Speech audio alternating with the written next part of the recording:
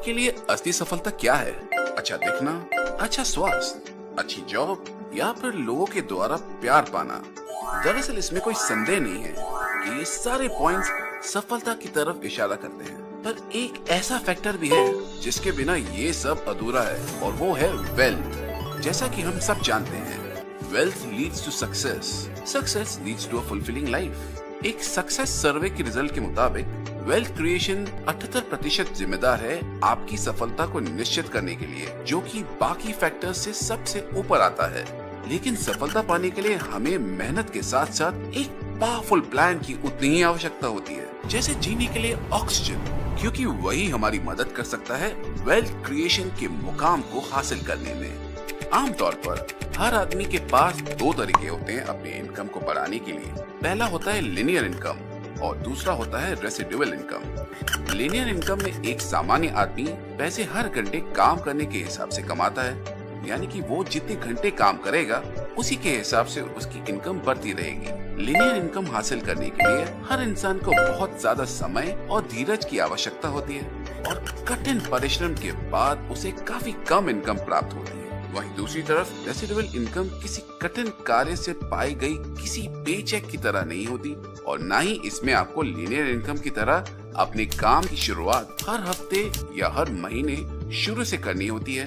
दूसरे शब्दों में कहें तो रेसिडुअल इनकम एक पैसिव सोर्स ऑफ इनकम है, जो कि आपको समय की सीमाओं से मुक्त कर देता है। रेसिडुअल इनकम में आपकी इनकम कंपाउंडिंग रेट से बढ़ती रहती है।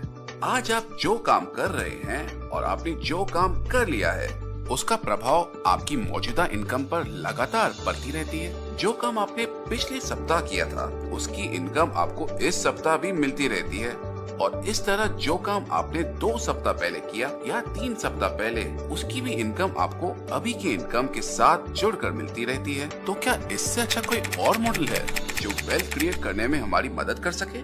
जी हाँ, और वो मॉडल है डायरेक्ट सेलिंग का। डायरेक्ट सेलिंग के फ्रेंचाइजिंग मॉडल को लोगों ने अंतर्राष्ट्रीय स्तर पर अपनाया है, लेकिन डायरेक्ट सेलिंग के बारे में अधिक जानकारी पाने से पहले हमें ट्रेडिशनल मार्केटिंग को समझ लेना उचित होगा। ट्रेडिशनल मार्केटिंग, जैसा नाम वैसा काम। ट्रेडिशनल मतलब age old concept. Traditional market में मैन्युफैक्चरर डायरेक्टली कंज्यूमर्स तक नहीं पहुंच पाता।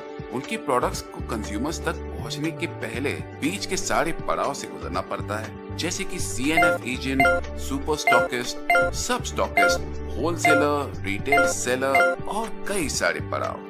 और साथ ही उनकी एडवर्टाइजमेंट्स के लिए सेलिब्रिटीज को फीस भी बहुत ज्यादा देनी पड़ती है। ट्रेडिशनल मार्केट से कुछ नुकसान भी होते हैं, जैसे कि पैसिव कस्टमर्स, ब्रीफ एडवर्टाइजमेंट्स जिसमें ज्यादातर सिर्फ एक तरफा कम्युनिकेशन होता है, और मार्केटिंग के कुछ पुराने तरीके जो पुराने एडवर्टाइजमेंट कैंपेनिंग के तौर तरीकों पर निर्भर रहते हैं, जैसे कि न्यूज़लेटर, बिलबोर्ड्स, फ्लायर्स या फिर न्यूज़पेपर प्रिंटिंग। कई सारी ट्रेडिशनल मार्केटिंग अपनाने वाली कंपनीज के द्वारा ये साबित हुआ है कि मार्केटिंग के ये ट्रेडिशनल तरीके प्रभावी जरूर होते हैं, पर इनमें रिस्क फैक्टर भी काफी ज्यादा शामिल रहता है। ये रिस्क फैक्टर्स कई कंपनीज के लिए काफी महंगे साबित होते हैं। अब वापस आते हैं डायरेक्ट सेलिंग पर। एक सामान्य भाषा में कहे तो डायरेक्ट सेलिंग मतलब आप अपने प्रोडक्ट की मार्केटिंग डायरेक्टली अपने कंज्यूमर्स से करते हो, वो भी आमने सामने बैठकर बात करके। ये काम कहीं भी हो सकता है, या तो उनके घर या फिर आप ही के घर पर। डायरेक्ट सेलिंग में कंज्यूमर ही डिस्ट्रीब्यूटर होता है, जिसमें